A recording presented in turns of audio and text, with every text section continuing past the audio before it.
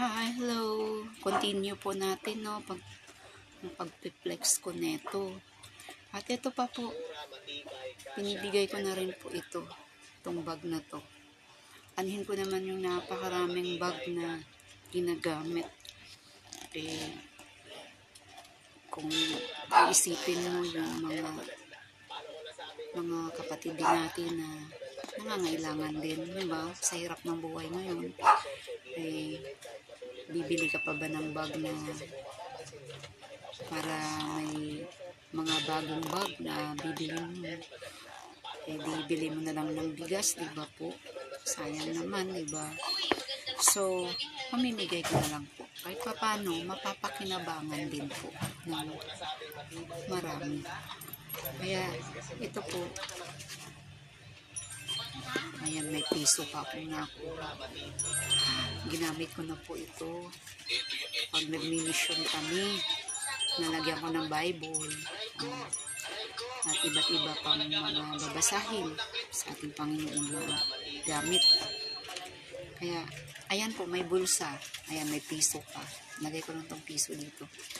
At malalim din po siya, At meron pa siyang zipper. Meron din siyang bulsa dito.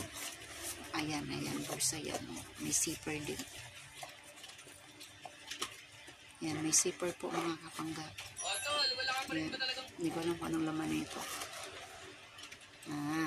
Yung mga papel-papel.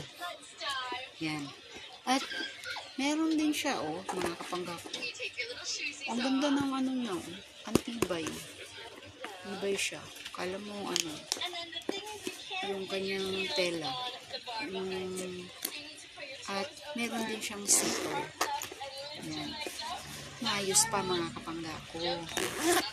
Kaya lang, sayang naman kung naka-imbak lang ang mga ito. Kaya, kung sino may gusto, PM lang po.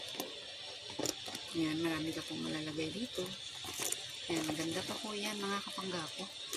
Marami pa po akong ipapakita sa inyo. At ito naman po, nagamit ko na rin po ito.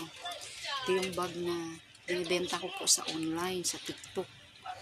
Ayan, marami din pong bulsa mga kapangga ko. Ayan. Ayan, dito meron siyang meron din po siya dito mga kapangga ko. May bulsa din po. Kaya PM lang po sa mga gusto. Ayan, dito napakalalim din po. Kaya marami po. Thanks for